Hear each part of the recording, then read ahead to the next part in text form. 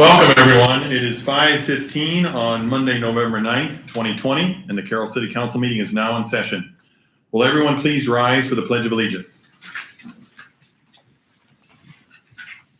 I pledge allegiance to the flag of the United States of America and to the republic for which it stands, one nation, under God, indivisible, with liberty and justice for all. All right.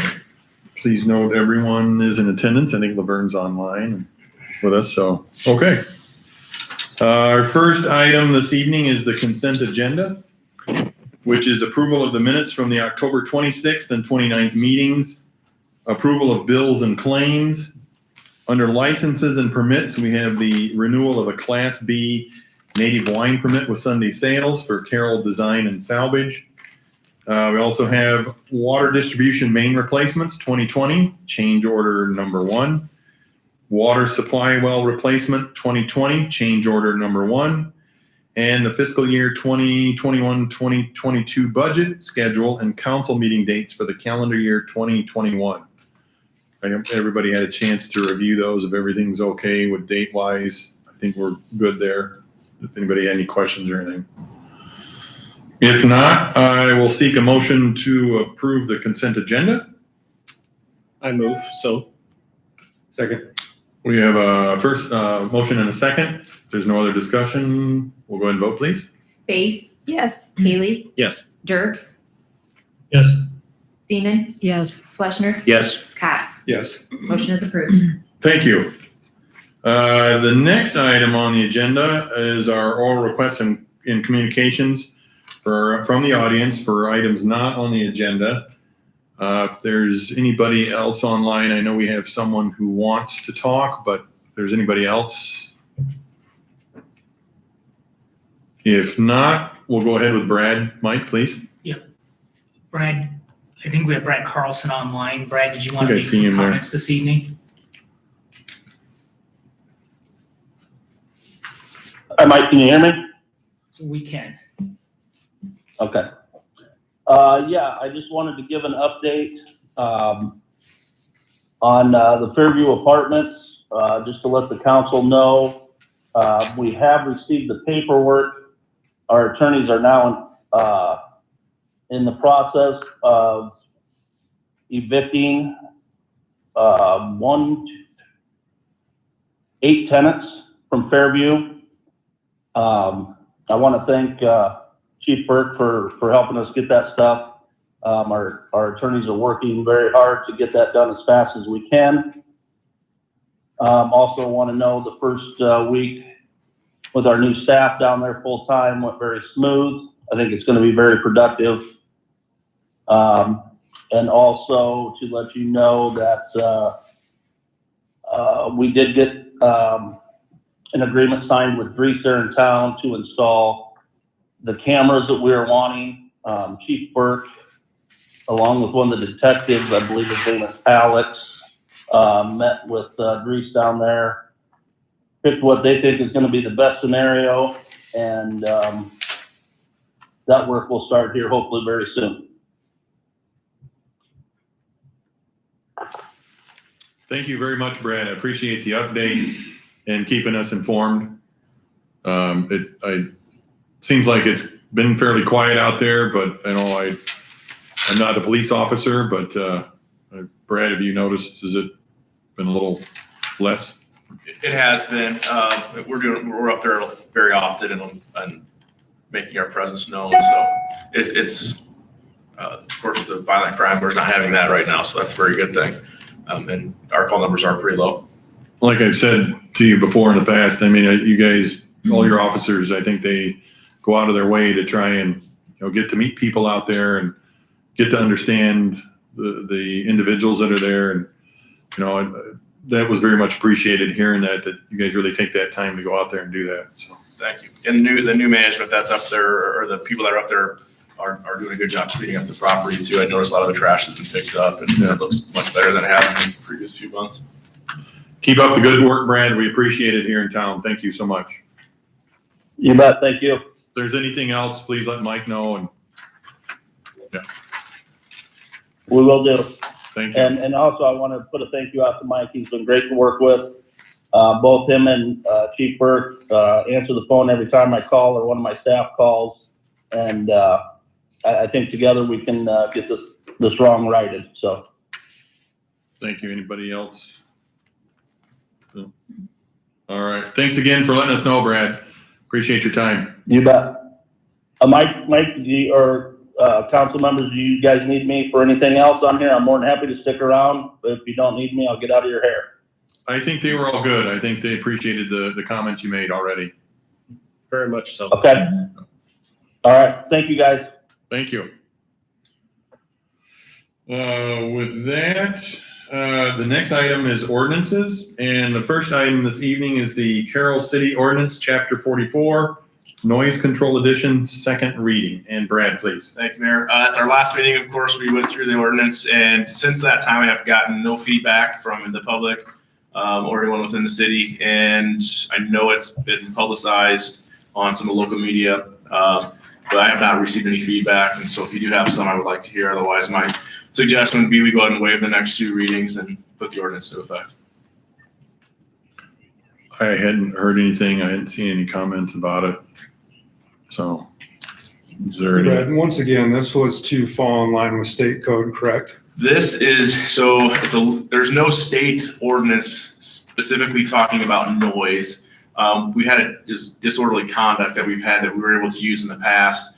Back in December of 19, the courts ruled that some of that was a little bit vague, and so we're no longer able to charge that. So this kind of picks up the place where that has left us with the Cleans up the language. inability to, yeah, and it's picked up where we weren't able to do since November. So there has been instances where we would have liked to have had these in effect. I know neighbors have made complaints to us, and our hands are kind of tied if we can't do it. We can ask nicely, but it doesn't always work. Lauren, did you have anything? No, I'm good. Okay. If there's no other discussion, I'll look for a motion to hold the second reading and waive the third reading. So moved. There's a motion and a second. If there's no other discussion, we'll go ahead and vote, please. Seaman, Yes. Base, Yes. Jerks, Yes. Fleshner, Yes. Cots, Yes. Haley. Yes. Motion is approved. And then I need a motion to adopt Carroll City Ordinance, Chapter 44, Noise Control Edition. So moved. Second. There's a motion and a second. If there's no other discussion, we'll go ahead and vote, please. Seaman, Yes. Base, Yes. Jerks, Yes. Cots, Yes. Haley, Yes. Fleshner. Yes. Ordinance is adopted. Thank you. The next item on the agenda is the Carroll Family Aquatic Center, Carroll Municipal Golf Course, and the Carroll Recreation Center fees and charges. It's one ordinance. And Jack, when you're ready, please. Thank you, Mayor. There is one error I just found on the first page, looking at it again today. But this was presented to you 2 weeks ago. And we made the changes for the resident, non-resident rates, and they are attached. But first page, Family Aquatic Center, the bulk rate says 400. That is actually 450, going to 475. Everything else is fine there. Memberships with golf course, these are all about a 5% raise increase, and that chart is attached and corresponds with monthly rates now. Seniors 65 and older, senior couple, student rates, trail fees, and cart rental. Any questions with those? Then green fees, slight increase between the 9 holes and 18 holes. And then next would be the rec center fees, and this is where we had some of the changes. Resident, non-resident, as follows. So you get about another 5% increase.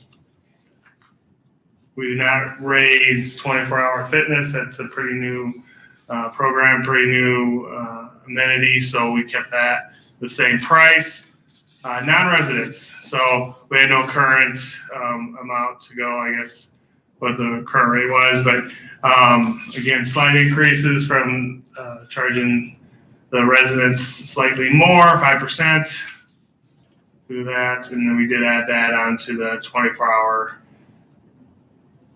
memberships also. And then, so that is yearly. If you commit to a year, you can pay for the year in full, or you can do 12 equal payments similar to the golf course. And then this is for individuals that want to go month to month. If they want a 3-month membership to be in during the real cold winter months, they have those options. And they are as follows.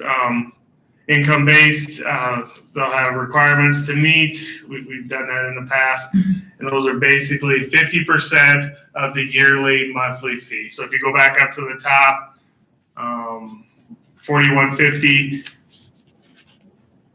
$19.75. So, and then single parent, it just goes through those programs as is. No deduction on income base for 24-hour fitness. We're keeping that the same. Excuse me. One question I have on Sure. the definition of Carroll resident, I was just asked this recently. Mm-hmm. Is that based on within city limits, or if somebody lives out on the blacktop, for example, has a Carroll address but isn't a Carroll within city limits? Our recommendation is within city limits. Taxpayer of Yeah. the city. Well, and that's what I was asked, and that's what I assumed it would be, but I thought I wanted to just make sure. In the one area we do get some questions are people live outside the city, but they have a business in town. They still pay, their residence isn't in town, so they would still pay non-resident rates.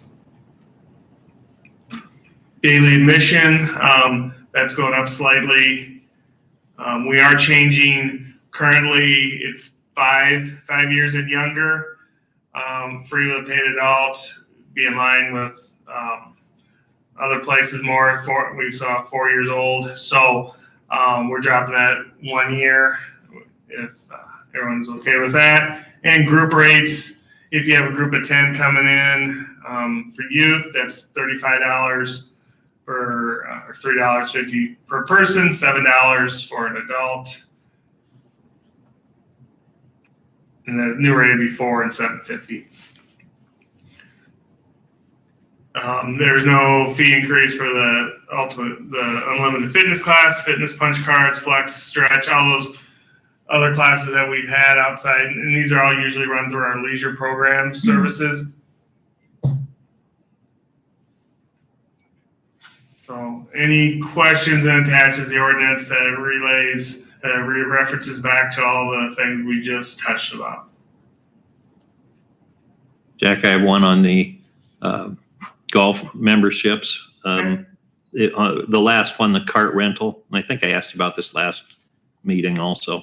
Sure. That gives someone essentially unlimited use of a golf course owned cart, correct? Like 18 holes a day, or how do you 18 do? holes a day. Yeah, there you go.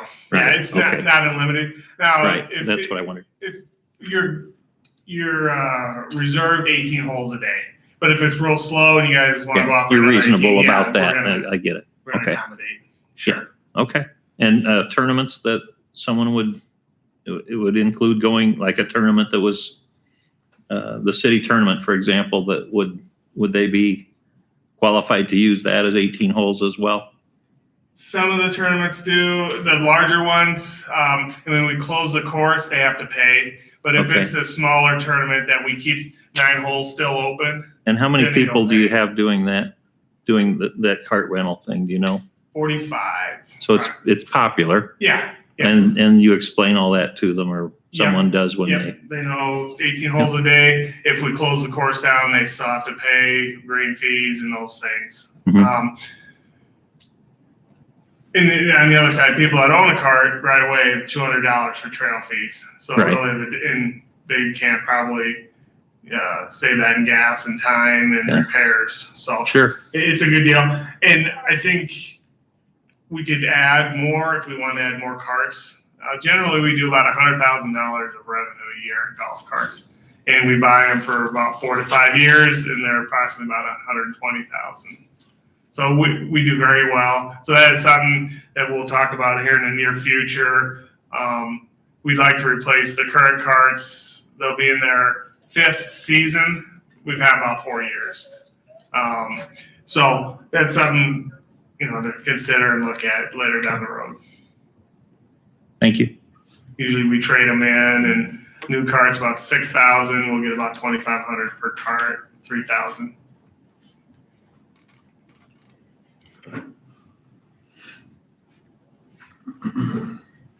Are there any other questions for Jack?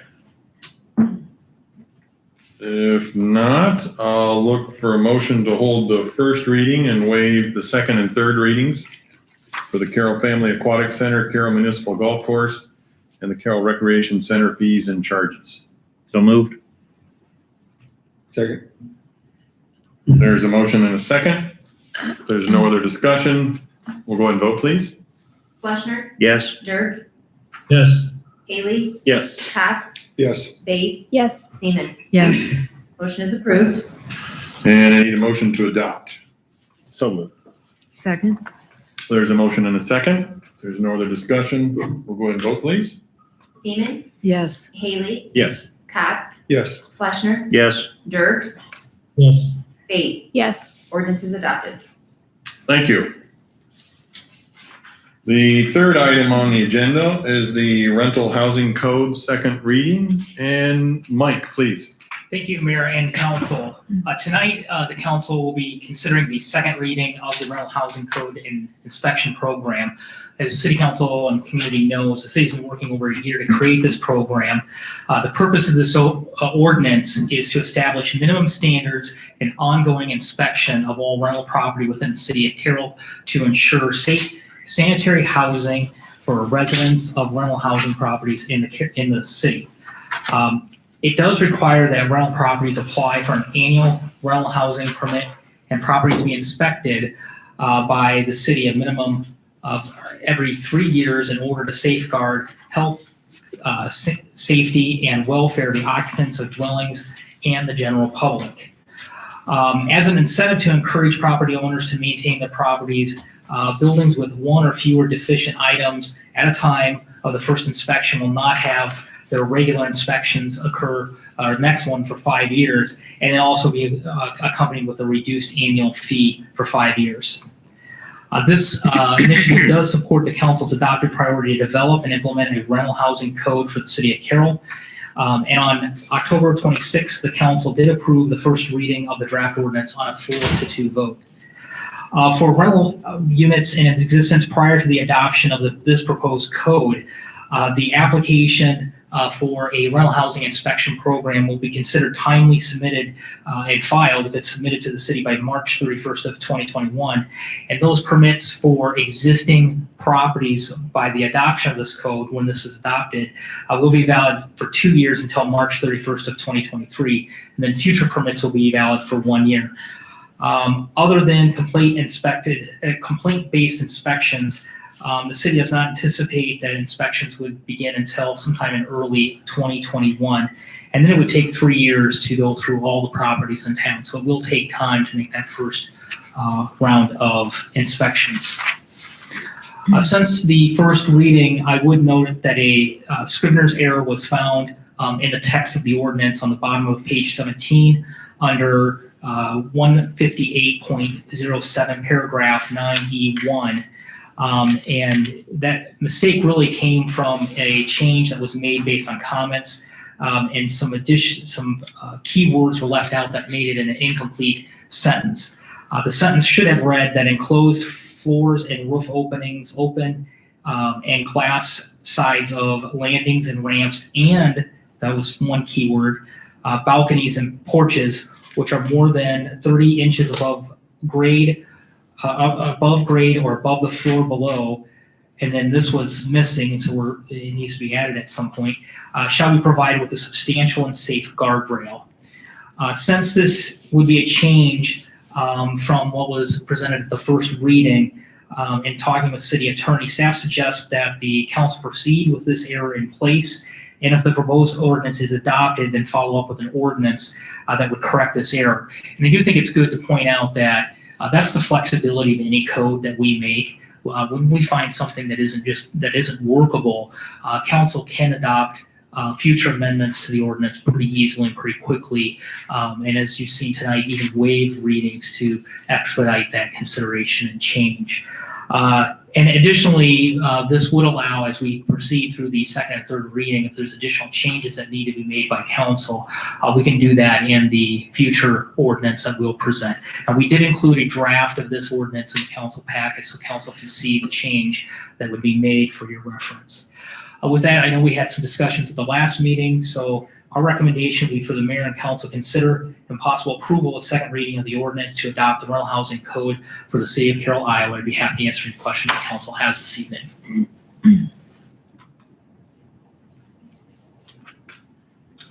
Are there any questions from the council? I think the Carroll landlords are online there. We can open this up again for some public comments. And while it's not a public hearing on the rental housing code, I can give the public, or we can give the public 20 minutes for comments. Following the council procedures, people that wish to address the council need to provide their name and home address and limit comments to no more than 5 minutes. Individuals are asked not to repeat comments so that those that have already been made, so others have an opportunity to make comments. So if someone would like to add any more comments? Hello, Yes. you ready? Who is this that's speaking? Hello? Who is this that's speaking? Hello? Yeah. Okay, I can't hear nothing. This is Leo Castlewater, 105 Pike Avenue. Okay. And at the last meeting, we were talking about safety all the time. The last council meeting, Mike said there was 10 fires in the rental properties. What he did not say is what was the cause of these fires. Many of them were at Fairview. I know there was a hoverboard fire, there was a kitchen fire, there was a chair fire, and another fire was a suspected arson. But out of these rental properties, none of these are dealing with faulty rentals. What was the cause of the other 6 fires? We don't hear what's caused them. We just hear they're at rental places.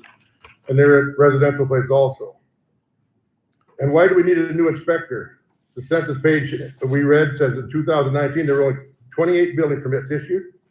According to the page 82 of today's agenda, the inspector can only be in the home less than 5 minutes because of your safety code. And then 5 minutes per unit, that's 1,000 units in Carroll, you told us. That means there's only a total of 5,000 minutes that we need for inspections. That is less than 12 days of 7 hours per day. The inspections are going to go between 3 and 5 years apart, so that leaves only about 4 days a year to inspect rental units. Do you really think we need an inspector to do this job? We have 2 totally fine inspectors that could do this on a call where complaint basis only. And we read your COVID saving procedures for the safety of inspector, and it says we all have to wear masks, then they're going to supply them. Inspector must use a sanitizer when he leaves the unit. Didn't say you had to use it when he went into the unit. An inspector will not touch anything in the unit. So you also want the tenant to leave the building. So the landlord has to touch all the items for the unit. Why should the landlord go in and touch the items and not the inspector? Why are you protecting the inspector? I don't want to touch anything that's in my tenant's units. So why is the safety of the city or the safety of the tenants? A 5-minute inspection is a joke. It can't be done. Everybody knows that. This is a 5-minute talk I'm doing. It'd be over in 5 minutes and it'd be done. You can't do that fast. Why do the inspection if it cannot be done right? You're always talking about safety, but you're endangering all tenants by entering their homes during this pandemic. Even the water department did not enter the units. It's all about the safety of the city employees and not the residents of Carroll. During this time of COVID, us landlords will not even be able to enter our units to install our smoke alarms you told we had to put in. The fire extinguishers you said we had to put in. And we have to label all of our fuse boxes. We have to go in all their rooms to do all this. How are we going to be able to get all that stuff done before the inspection if it's COVID? Why pass this ordinance now, wait till the pandemic is over, and then start over? Thank you. Thank you.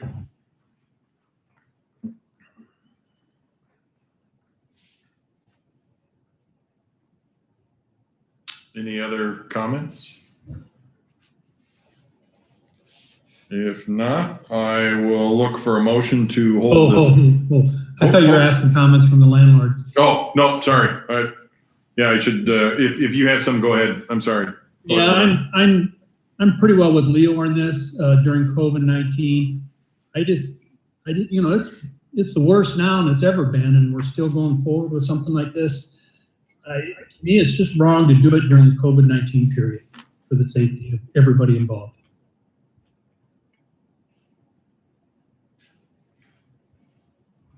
What about after the COVID period, Laverne? Well, yeah, and like we said before, when is that? And I would imagine it's going to be when a vaccine is done. You would hope that's the end of the worry of the COVID-19, but obviously it's worse now than it's ever been, and we're still wanting to go forward with this. I just can't agree with that.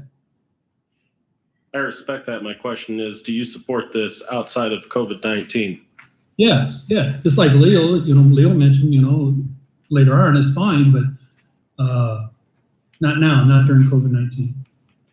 Well, I don't think we're going to try and do inspections till probably March or April. And certainly if we're having issues with 20% positivity rate, I certainly wouldn't expect it to occur until that gets way down. I mean, it may be September, October. It's entirely possible. I mean, we're not going to put anybody in jeopardy. So. This is Margaret Sidoris from Jefferson, Iowa. Yes, Margaret. I was just wondering if the city's had any calls from the tenants complaining about rent increases that are happening because the first reading being passed. I ask this because I did increase my rents due to the fact of having to purchase and install 119 smoke alarms, since the one in the hallway right next to the bedrooms is not good enough, and going around and labeling 75 electric panels, just to name 2 items that are above and beyond the current codes. I did have a tenant call in and state their concern with the increase in rent due to this, and I am frustrated with Mike's comments to her. He basically stated that the cost per unit is only $16 per unit and I am pocketing the rest. I feel that this is totally unprofessional and totally uncalled for. I was in touch with HUD because I do have some tenants that are on HUD and commented to them that I was increasing this due to the codes that are going to be enforced. HUD did tell me that other landlords are doing this as well. And if the council truly has affordable housing in mind, you have not done anyone justice. The city is known for doing some high cost studies for things that I feel are not necessary. My question is, what study has been done to justify the safety of the Carroll residents per the cost of hiring another employee?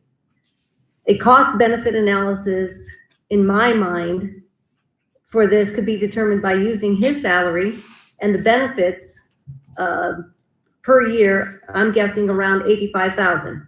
Divide that by the number of people in rentals, which was calculated of about 2,000, which would be about $42.50 per person. I know that the new inspector is also looking at sidewalks, snow removal, and other violations. Most people think that this could be done by current staff, or how about the water meter contractor if you actually have somebody driving around Carroll to collect data? I ask this because according to the 2017 US Census, Carroll has added 0.2% new employees, which would be a greater focus for the council to concentrate on. Improving the rentals at $42.50 per person, or other tasks are focusing on at least increasing new employees for the city to get at least 1%. I know what most taxpayers would prefer. Carroll is already $10,000 below the average state income of $48,000 versus $58,000. This is data, which is something we can't get from the city to prove why we need to do this for safety or why we need to add another city employee. And then I asked the council members, if you had to do this inspection on your own home, I know our home is over 15 years old and I know it would not pass. I feel my home is safe, but according to your guidelines that are above and beyond, mine would not. Nor would I let someone in to inspect my home during this spike in COVID cases. Thank you.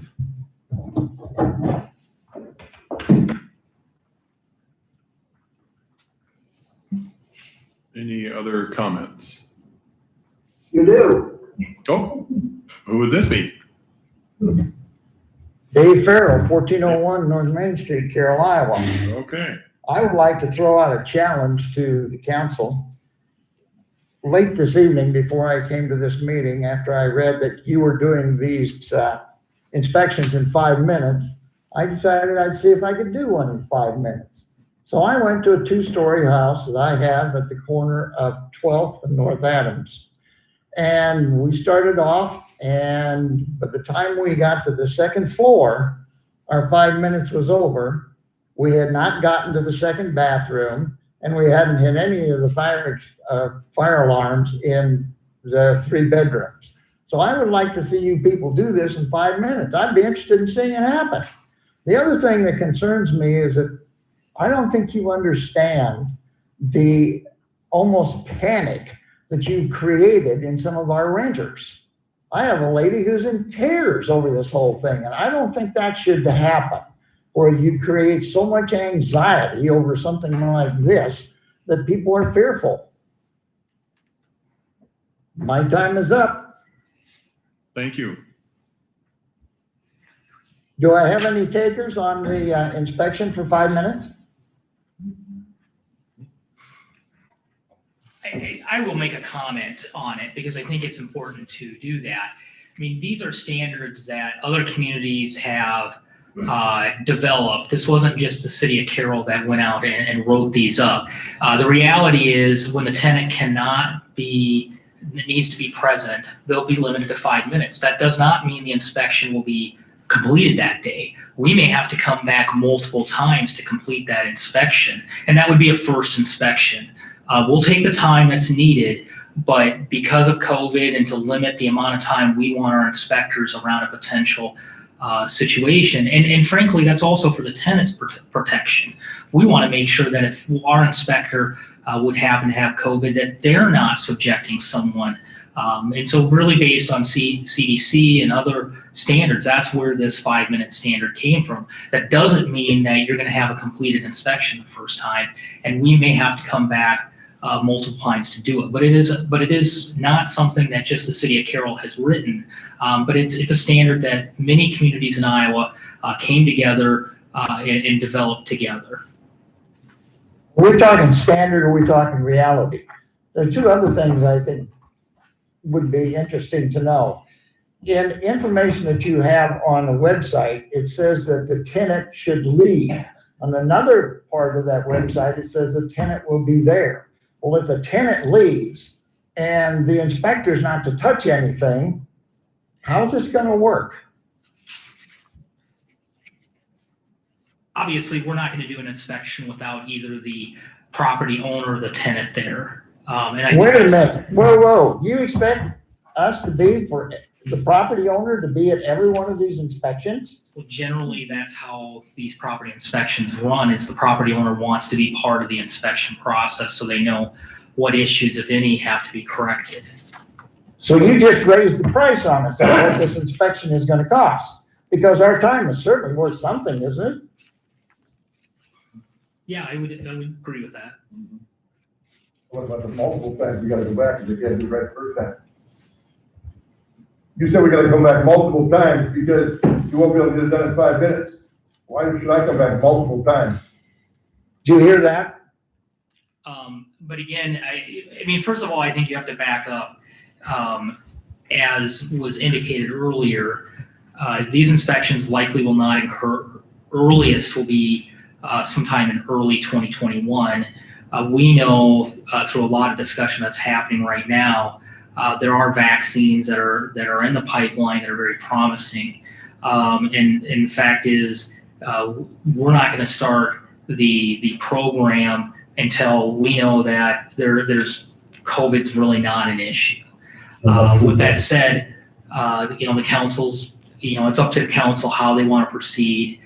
direction-wise, but it's going to take time still to hire staff. I think there's a misconception, and we've said it a number of times. This staff person also fills other council priorities, including doing sidewalk inspections and also doing code enforcement. We don't need our police officers, for example, out there looking at nuisance properties. We don't need them looking at mowing. We don't need them to look at sidewalk snow removal. That will be handled by this person. A third of the time of this inspector will be towards rental housing inspections. The rest of the time is actually not being funded by anything out of the rental housing code. It's being funded by the general fund of the city of Carroll. So I think it also needs to keep in mind that there's other duties that the council would like this position to do and would be good use of time. I don't need a patrol officer out there worrying about people's mowed grass. A code enforcement officer is a lot better and frankly more cost-effective way to deal with it. The majority of us in this room in the rec center right now would agree with Mr. Dirks that probably we should wait on this, and that you're telling us that maybe that would be the way to go, but yet you don't come up with any specifics, such as after there's been a vaccine that's 95% effective or something like that. And we have two people in the medical profession in the council chambers who could certainly come up with a very specific answer to what would be appropriate as to when you could start this after the COVID situation is eradicated. Yeah, again, that's like what I said is at some point in time, if our positivity rates are still up that high in March or April, we certainly aren't going to start anything at that point. I would highly suggest until it's down to around maybe 5% or less.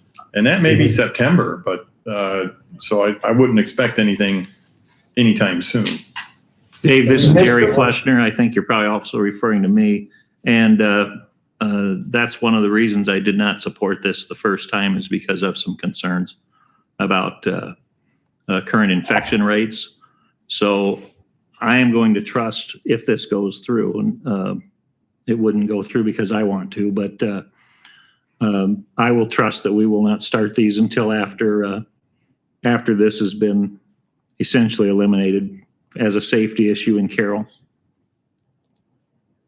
And I would like to echo too. I mean, I feel the same way. I don't want to put anybody at risk, whether it's a tenant, a landlord, or employee. That doesn't make sense. But by us passing this ordinance doesn't mean we're running out the gate. You have to have the ordinance in place to move forward. And that's what we're trying to do, is get the ordinance in place. We can always move forward at a future date with the actual enforcement of the rental piece, but we still have latitude to go out and do sidewalk inspections. We have the ability to do code enforcement, things that can be done that don't require getting into a tenant's place, which is why we're moving forward with this now. Would you people be willing to put something in writing that says you will not do this until a certain situation has been reached as far as the virus is concerned? See, you say that you're going to do this, but we only have your word for it. And why should we pay when we're not going to get inspected until September? We're not going to pay for this inspector. Why should we pay in March for something that may not happen until September or October, maybe even a year from now? The only comment I would say, Leo, is like I said earlier, we certainly can go back. The council can certainly pass another ordinance and delay the start of this program at any point in time.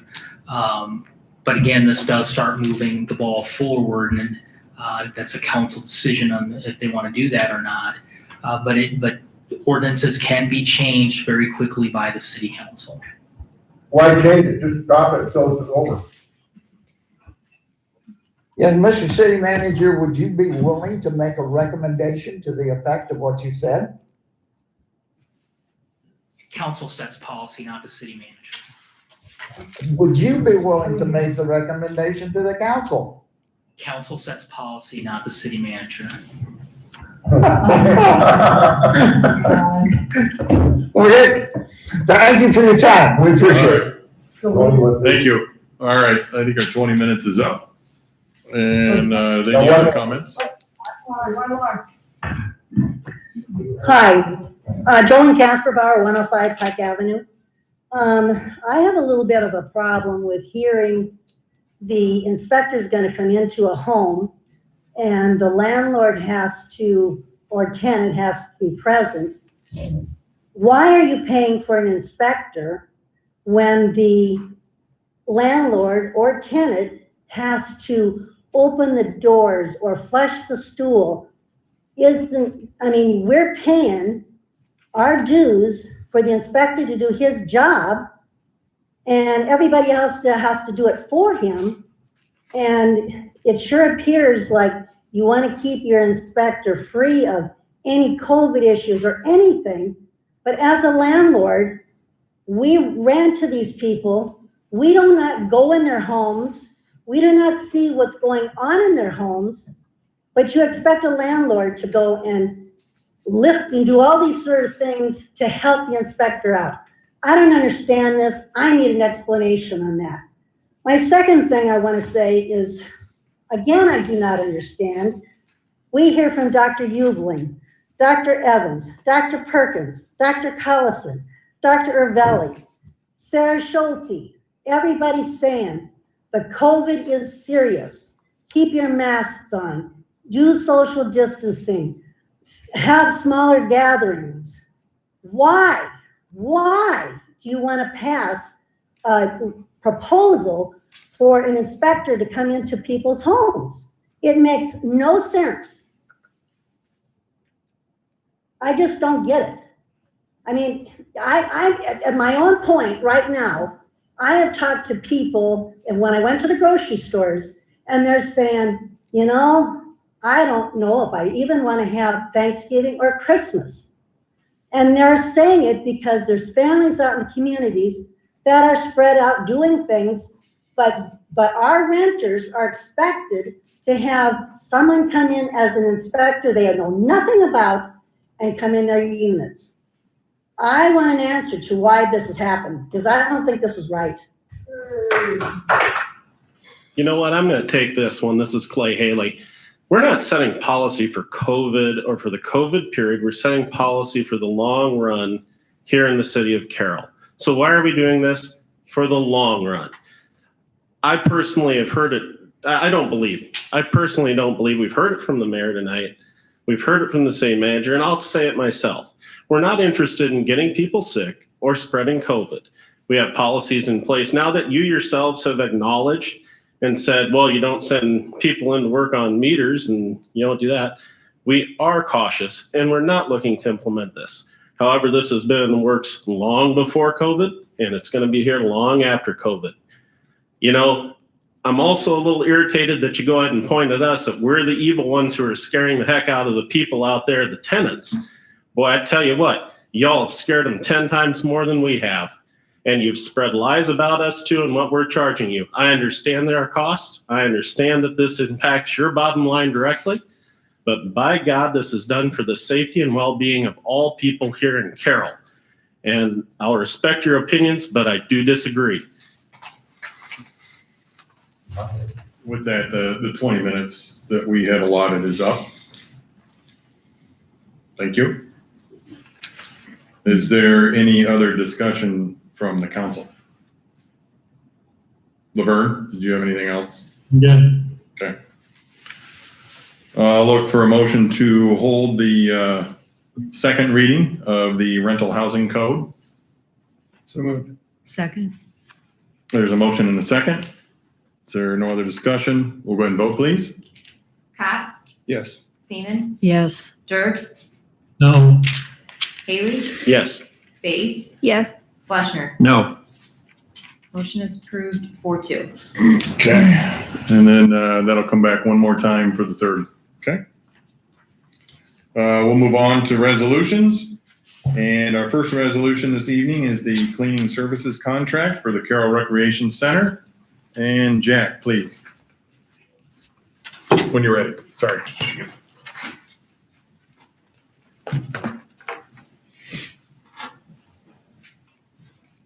So we've talked several times about cleaning at the rec center, and especially locker rooms, men's and women's, boys and girls locker room. Continuously is a challenge for our staff to clean.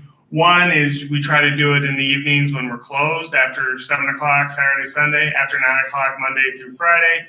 A lot of times, since this is more of a part-time position, this is a lot of times someone's second job. They work all day, come and do this. And we've allotted 6 hours in our budget for this, 7 days a week, other than holidays. And right now, we've kept one person on 3 days a week. We've advertised, we've done things to try to encourage people.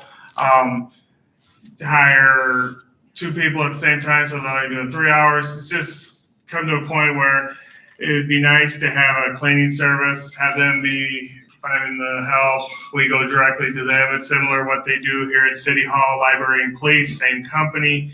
And I did list the scope of services straight from what they had asked for. And there are 2 areas that they're going to focus on are all 4 locker rooms. And really the big thing is the disinfecting and cleaning of the floors, locker rooms, sinks, toilets, all those areas. And then the weight room, that's the second big area that's really impacted with sweat. It gets dirty pretty quick and pretty easy. So they'll focus on those 2 areas. They'll bring in the staff. And if we have concerns, we will deal directly with the owners, the ones that are presenting this contract. The rate per day is $84 for 6 days. We will pick up the other day with our full-time staff. We'll work around their schedule. They'll get things done before we open that morning. Part-time seasonal line item budget has $30,000. This contract would come out to about $26,000. So we'll still have some extra money to do a few things if we need to maybe just hire one for that one night. But we're gonna play by ear, go to 6 nights with these guys. We provide all the equipment, the materials, the cleaning solutions. And if this isn't something that doesn't work out, we can change things, and it'll be easy to talk to the same people every time. Andy, who has been overseeing the part-time staff, has reviewed this. He's met with us and is satisfied with what we're trying to attempt here. With that, I'd open up any questions. Who's been doing the cleaning now, Jack? Usually we've had 2 people that work 6 hours a night. One did retire, quit, and then we had a couple that came in and just got to be too much with some of the other cleaning areas. They weren't, I guess I should have been more clear. They're not city employees. They were. Oh, they were? Oh, Yes. okay. So we're paying all the benefits. Oh, and all gotcha. that. Okay. So, we allotted for 6 hours. We're not telling them how many hours they have to be there. We just want the service of clean locker rooms, bathrooms. Is there some time during the day that some of the day staff could do some light cleaning Oh, yeah. type thing? Okay. I mean, they go around, clean countertops, tables, windows. They, fold the towels that we use in the weight room, so they do some of it. So yeah, there's some things. Yeah, Bob, and actually, when we had the nighttime cleaning, they would do hallways. They would sweep the gym floor. So Bob's and Andy are going to pick up some of those duties. So we have some time. We can keep him. Is there time for like deep cleaning, like if it's clothes that they could get in there to clean out a lot of stuff, maybe 2-3 times a year? Yep. That's something I would recommend starting once a year. You do a June or July when numbers are low. Oh, okay. You take a 4-day weekend, close Thursday, Friday, Saturday, Sunday, and you do some deep cleaning. We've done that in the past, not on an annual basis, but yes, we've done some of that.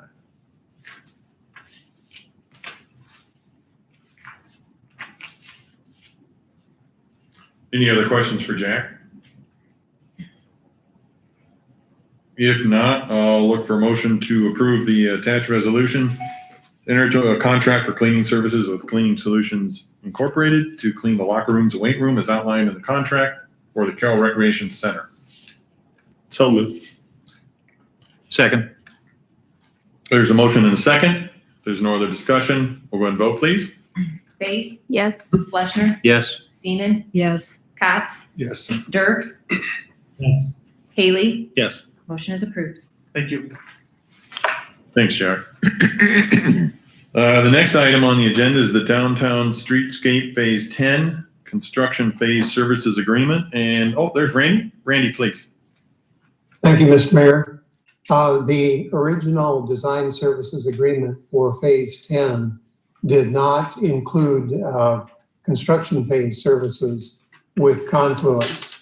And now that the contract has been awarded, we believe it's time to secure those limited services during construction. So we have prepared an agreement for the provision of those limited professional services with Confluence to include review of submittals, attendance at construction meetings, electrical review, and preparation of a final punch list. The fees proposed in that agreement are on an hourly basis with an estimate not to exceed of $22,300. That would bring the total fee with Confluence to $125,775 for the Phase 10. Unless there are any questions, I'd recommend your consideration of approval of the agreement for limited professional services with Confluence for the Streetscape Phase 10 project. Are there any questions for Randy? If not, I'll seek a motion to approve the agreement for limited professional services with Confluence for the Corridor of Commerce Downtown Streetscape Phase 10 project. So moved. Second. There's a motion and a second. There's no other discussion. We'll go ahead and vote, please. Cots, Yes. Haley, Yes. Dirks, Yes. Fleshner, Yes. Seaman, Yes. Base. Yes. Motion is approved. Thank you. The next item on the agenda is policy number 902, return to work policy, temporary modified assignment. And, or Mike? Anybody? I can take it if you want. Okay, go ahead. Even though your name's on the memo. That's what I was going by. I'm like, yeah. It's all right. So the city has had a longstanding return to work policy regarding employees that are subject to work comp injury on the job injuries. There was some changes made by the Iowa legislature a number of years ago, back in 2017, concerning the Iowa work comp or compensation code. And one of those changes was that if we do offer employment for kind of alternative work assignments for an employee that's been injured and has job restrictions, that we have to do that in writing. We do not have that currently in our policy, so we're requesting the city council consider a policy amendment that puts that in place so that when we're facing an employee with a long-term work comp injury or on the job injury, that we can then work with them to get them back. One of the things that is really important to note is that employees, obviously we value our employees. We value all of our employees and what they do. They're our number one resource here at the city. And when we have an employee that is out longer than 6 months, their chance of returning to the city is less than 50%. And that drops to 25% when they've been gone for a year. So if we have meaningful employment, we have work that needs to be done by the city, and we can offer this alternative work for one of our injured employees. We think it's important to do that, and would like this policy put in place so we can offer that and be in compliance with the code. With that, I'd be happy to answer any questions the council has this evening. Any idea why we didn't do it earlier? You know, I think this is just one of those areas in policy that we frankly just haven't had an issue. So you really don't probably get anything from the state that says, oh, hey, by the way, we're changing, and then. You do get stuff from the state. But it's thick. And, you know, Gotcha. you kind of address those policies that are As they come up, you can look at them. This just didn't rise till now. That's fine. Are there any other questions for Mike? If not, I'll need a motion to approve the resolution of the updated policy number 902, return to work policy, temporary modified assignment. So moved. Second. There's a motion and a second. There's no other discussion. We'll go ahead and vote, please. Haley, Yes. Seaman, Yes. Base, Yes. Cots, Yes. Fleshner, Yes. Dirks. Yes. Resolution is approved. Thank you. Next item is reports, and under reports, we have the fiscal year 2020 state annual financial report. And Laura, I'll let you do this one. Yes, I will take this one since Thank I you. prepared the report. So this is a summary of our revenues and expenses that occurred during our fiscal year that ended on June 30th, 2020. It is required by state code, and it is also required that we file it with the auditor of the state by December 1st of each year. The first page of the report is a summary of by what we call the governmental funds, which is all the funds except for our enterprise funds, which is our proprietary funds. This report, or this first page, is required to be published in our newspaper, and then a proof of the publication needs to be filed with the report as well. So I'm not planning on going through the report in detail, but if somebody has a specific question, I will try to answer it. It'll be very similar, or it'll mirror the audit report when we do finish up with the audit report, like the numbers match and things in the different categories. So I would look for any questions that anybody has. If there are none, I recommend council to accept the report and then authorize the publication of the first page. Any questions for Laura? Where's that get published? In the Carroll Times Herald. Just there? Mhm. But it gets filed with the state. It gets filed with the state, yes. Is it available online also, Laura?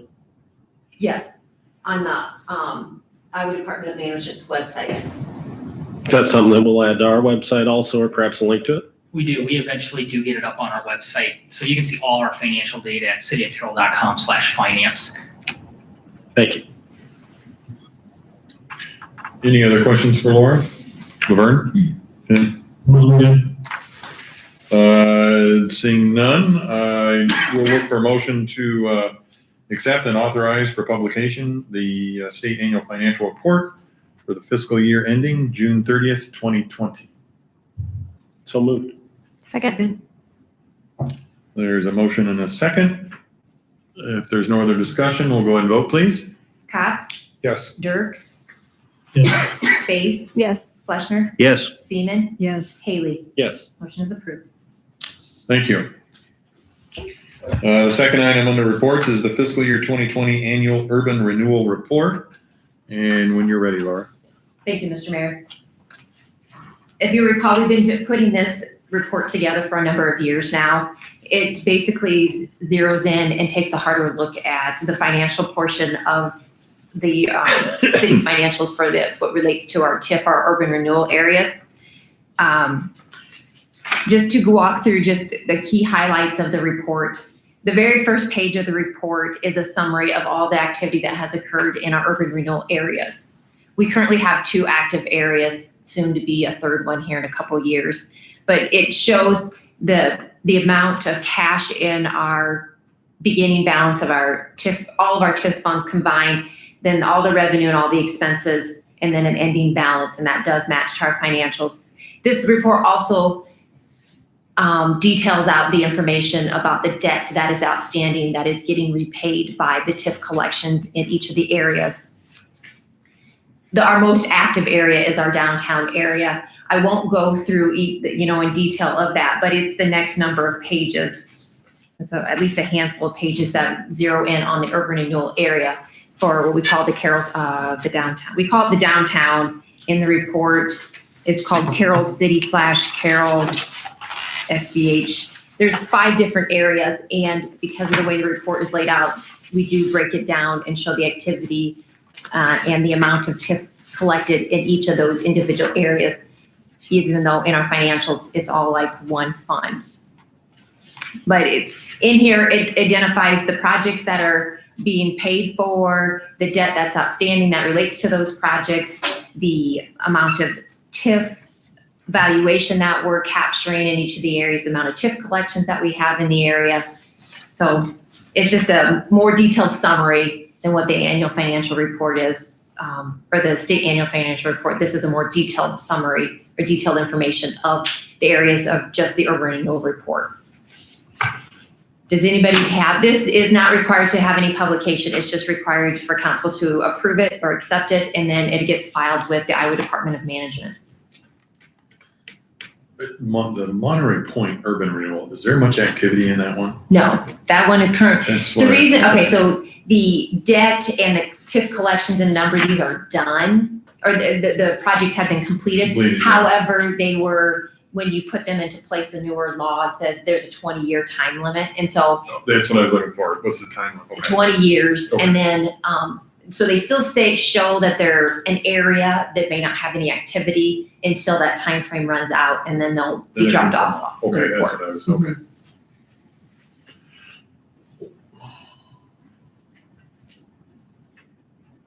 Any other questions for Laura? Step back that page. If not, need a motion to approve the fiscal year 2020 annual urban renewal report. So moved. Second. There's a motion and a second. If there's no other discussion, we'll go and vote, please. Haley, Yes. Fleshner, Yes. Dirks, Yes. Seaman, Yes. Cots, Yes. Base. Yes. Motion is approved. Thank you. The next item under the agenda, reports is the police vehicle purchase. And Brad, please. Thank you, Mayor. On November 2nd, we received bids to replace a four-wheel drive or all-wheel drive sport utility vehicle. And bids were requested from 4 companies. We received 2 bids, one from New Way Ford and one from Champion Ford here in Carroll. We also received 1 bid that was past the deadline, and one of the other dealers that we requested a bid from did not submit a bid. Attached to the memo, you see the numbers for the vehicles that were submitted.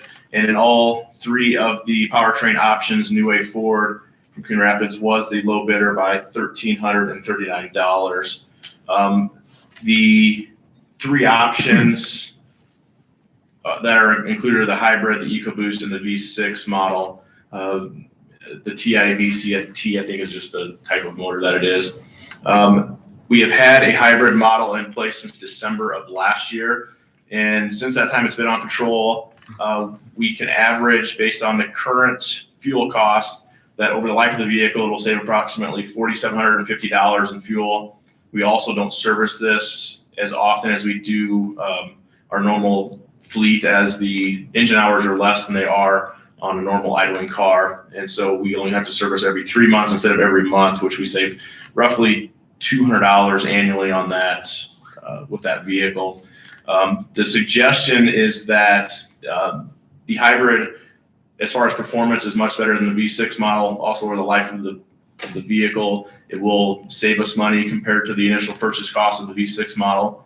And with that, I would suggest we purchase one 2021 Ford Police Interceptor Utility Hybrid as specified for $25,889 from New Way Ford, and that does include a trade-in. This is our first SUV that we're trading in, and we will get $11,000 on that trade-in compared to the sedan, which we were getting between $800 and $8,500.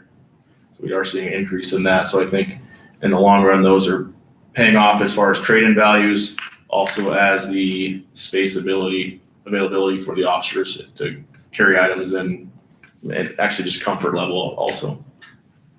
How do the officers like that hybrid model? Not all of them have driven it. It's assigned to a few officers. The ones that drive it like it. The ones that if their vehicle's not available, they get rotated into that one. They're not used to it, so it just takes some time to get used to the motor shutting off and turning on, and it kind of frightens you when you're driving and the motor either shuts off or turns on, and you're not used to it. So it's different. But overall, we've had some mechanical issues. Most of it's been sensor issues, all covered under warranty. We think as Ford continues building these motors, you see they're not coming out in the F-150 this year. I believe a Mustang is going to be a hybrid model too. There's a few different options. I think they're going to become better and better motors and really, we haven't had any major mechanical issues with it at all. So it's just strictly a gas one that you'd be trading in. It's not a, No, the hybrid model that we currently have is too new. This is not our oldest in the fleet, but it's not our best vehicle in the fleet, and it has the highest mileage. It's a 17 Ford Explorer, ultimately, is what it is. How many miles are on that car that we would like to trade? 110,000 currently, Okay, and we probably won't see a trade-in. They're not going to build these until early spring, probably March, and we'll see delivery. I'm gonna guess, optimistically, April. okay, So by then, we'll probably have another 10 to 15,000 on it. okay. Where I'm going with this is, would you anticipate that the hybrid models will last more miles in our fleet than the gas model that you're leaving? I would definitely hope so. The engine hours is what we'll have to start That's- looking at compared to the mileage. And I believe, well, just from this last year, our engine hours are quite a bit lower than on our regular motors. The idle percent on the new one is 33% of the time, where our traditional ones are about 52% Right. idle time. So This is what concerns me. I just want you to keep it in mind, and you probably already have thought about this. Hybrid models are probably not gonna get the same trade-in as a gas model. Yeah, They're potentially. probably not going, I mean, this $10,000 is probably gonna be $6,000, which is gonna wipe out some of our savings down the road. yeah, it's potential. Yeah, I think so. hopefully And with the because they lower just don't engine trade hours, as we're able well. to drive them a little bit longer. That's what I was getting at. If you keep them longer, at least, then it will cancel We'll have that to see out. Once we get to the end of life cycle, we typically trade about every 5 years.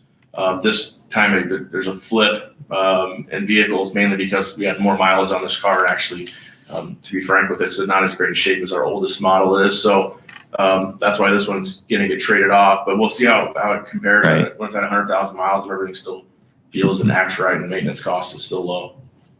Thank you. any other questions for Chief? Not, I'll look for a motion to approve the bid from New Way Ford for a 2021 Ford Police Interceptor Utility Hybrid as specified for $25,889. So I'll second.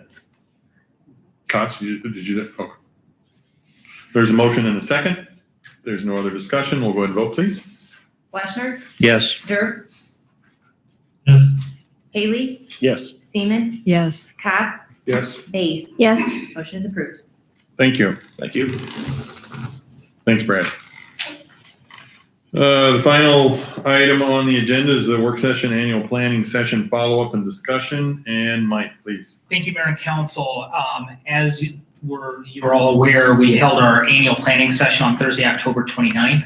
Elizabeth Hansen from the Midwest Municipal Consulting LLC did facilitate that this year for the city of Carroll, and I think the comments I heard were pretty favorable to this year's retreat, so that's always good. And I always say it's always a pleasure to do these retreats. I think we get a lot of information from the council, and it's a good dialogue. So I do appreciate the time that the council does spend with staff discussing this.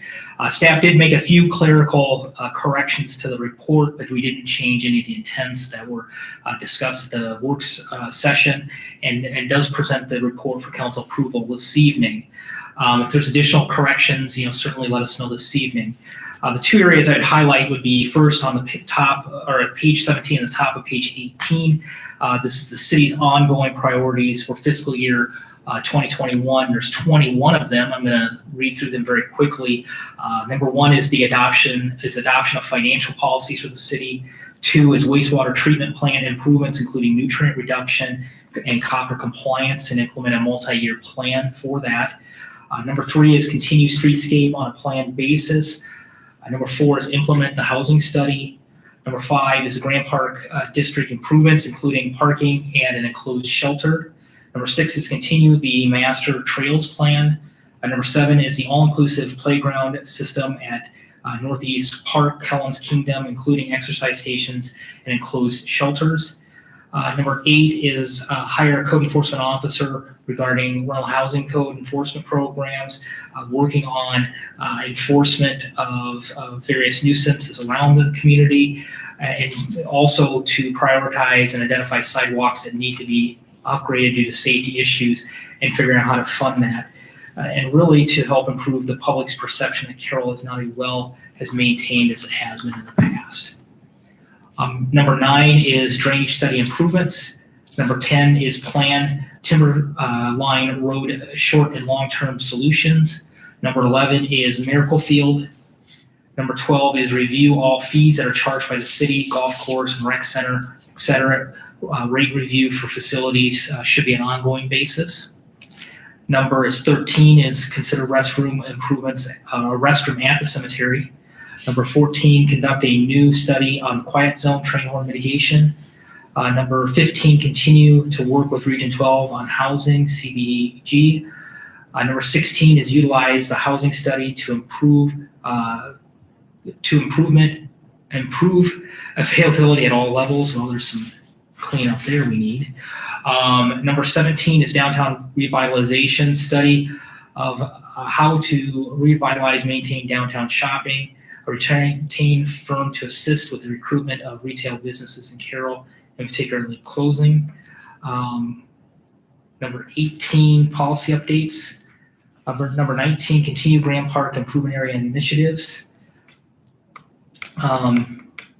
Something got, I apologize. Number 20 is anticipate possible assistance to the public for COVID-19 vaccine when it becomes available. And number 21 is to improve the 5-year streets plans, priority projects, and this information needs to be publicized on the city's website, and more communications needed. And I'm realizing we have a little error in there, and I apologize. So if you look at the bottom of page,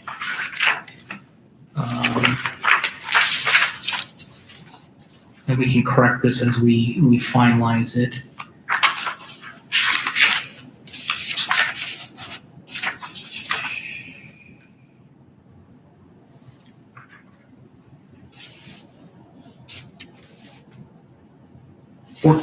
Through 21 actually were some of the goals that we had discussed as new initiatives. So we should remove those off the list, because then the next part is actually the new initiative. Yeah, they're so, down. So I apologize, there was some Table, redundancy in there. Yeah. So then at the bottom of page 18 is the proposed new initiatives for fiscal year 2021. And these are, I'm going to go through them in order that they are prioritized. The report shows the votes. It doesn't kind of put them in the order of priority, but I'm going to present those that way this evening. First, the new initiative is that the street rehabilitation full depth reconstruction program and significantly increase current funding obligation. Also tied for number 1, a second initiative is to act on the RDG retail coach plan. The city needs to become more proactive in economic development, promoting Carroll, its assets, opportunities in the media, especially in social media, online, at the city's website, and small events, and do an ongoing marketing plan. 3 is to acquire homes that are in bad shape and tear them down like we did with the hotel. Number 4 is a Miracle Field fund and implement plan for parking, shelter, and trail. Number 5 is train horn mitigation study, update the study, fund railroad quiet zone improvements and implement. Number 6, reviewing rec center current operations, program memberships, financing, operation, and fiscal improvements. After approval of the lost referendum, the city should add an additional $1 million commitment in lost revenue for the rec center geo bonds, given the 5-year construction inflation projected by RDG architects to hold down debt. Rec center plan, do the plan as presented, consider a future attempt to bring the rec center bonding to a vote in November of 2021. And number 7 is review and revise the city's zoning and subdivision ordinance. This needs to be a process that's used in an open and inclusive process to help guide the future. So those were the 7 additional priorities and kind of in the order that they were ranked at the workshop. So after this evening's meeting, staff will work on preparing a separate document that will present at a meeting in December of 2020 that will outline the work on how we'll look to accomplish this work over the next 12 months for council consideration and approval.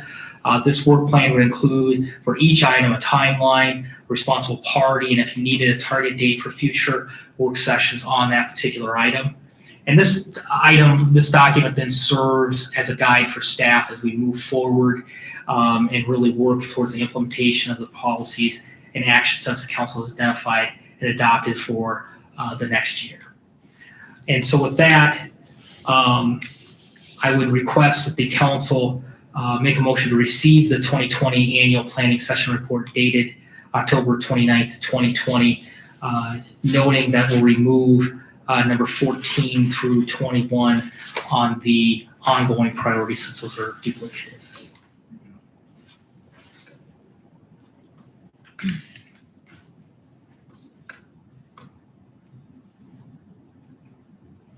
Laverne, did you want to add anything since I know you're out there? Do you have any comments or anything? Good. I studied it over. Okay. Hey, this allows you, gives you guys some direction then for budgeting Yep. fairly well. Yeah, we use this. This is a great document for us as we do set this, and as we look to develop the budget, we then look to fund these items in that Right. budget. So Figure out how we can arrange it. Yeah. Very good. Any other questions for Mike? If not, I'll look for a motion to accept the document with the outline of changes as noted. So moved. Second. There's a motion and a second. There's no other discussion. Laverne, do you have anything else? You good? No, I'm good. Okay. Go ahead and vote, please. Yep, sorry. Base, Yes. Haley, Yes. Seaman, Yes. Dirks, Yes. Katz, Yes. Fleshner. Yes. Motion is approved. Thank you. I guess there were no committee reports. I was looking for those at the end and I realized that there was none there. So I have no comments this evening. Are there any comments from any council members? I'll tag on to your seeing that the reports weren't there. That was very nice in the city manager's report. Saw your first version with some of the department head stuff. That looked very nice. Thank you, and thank you to the department heads for doing that. I mean, I know they'll be doing some heavy lifting, so I appreciate it. I think that it's just good information for the public. Thank you. Did I read it correctly that like 200 people get that by email now? Yes, but that's not so we send out about 200 emails, Right. but it's amazing. There are some individuals in town that clearly are forwarding it to their entire workforce. That's great. So Okay. I can actually see how many times an email is opened. Yeah. And I have two individuals that will routinely forward it, and it's opened hundreds of times. Wow. We see a Good. lot of readership. And then take it a step further, this is also posted on the city's Facebook Page, yeah. and my personal Twitter feed. And that gets a lot. I mean, we can see a lot of analytics for that information too. So I would say that it's actually in the thousands each week that are interacting Great. with this. So it is well looked at. It's also scary that I actually can know that information. You're going to start some advertising? No, Are there any other comments from the city manager? none this evening. Thank you. If, Laverne, I don't want to leave you out there. If not, I'll look for a motion to adjourn. I'll make a motion to adjourn. Second. There's a motion and a second. We'll go ahead and vote, please. Dirks, Yes. Haley, Yes. Katz, Yes. Base, yes, Fleshner, Yes. Seaman. Yes. We are adjourned. Thank you.